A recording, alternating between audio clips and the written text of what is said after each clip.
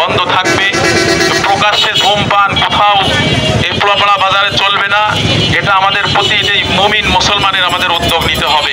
আমরা আমাদের পক্ষ থেকে আপনাদেরকে সতর্কীকরণ করতে চাই, পোড়াপাড়া বাজার রমজানুল মুবারক আল্লাহ রাব্বুল আলামিন দান করেছেন ফরজ হিসেবে প্রত্যেকটা বালেগ পুরুষ মহিলার জন্য।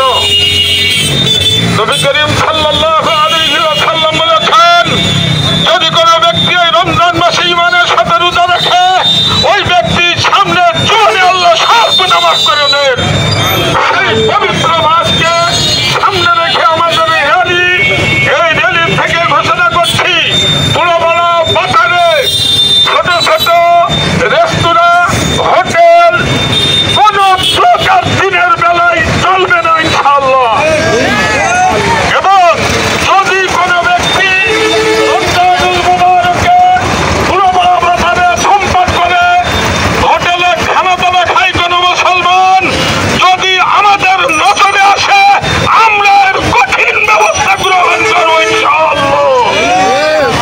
অতএব আমি হুঁশিয়ার করে বলতে চাই, পোড়াপাড়াবাসীকে আমরা যেন পবিত্র রমজান মাসে অপবিত্র কোনো প্রকার কোনো অশ্লীল কথা, অশ্লীল গান বাজনা, অশ্লীল ছবি এবং হোটেল রেস্তোরাঁ কোনো প্রকার চলবে না।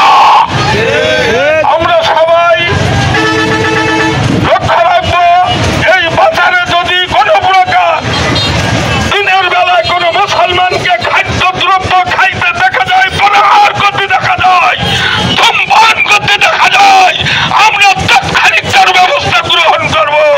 এই কথা বলে আমি শেষ করছি। ওমা আলাইনা ইল্লাল বালাগ। সবাই দোয়া করি।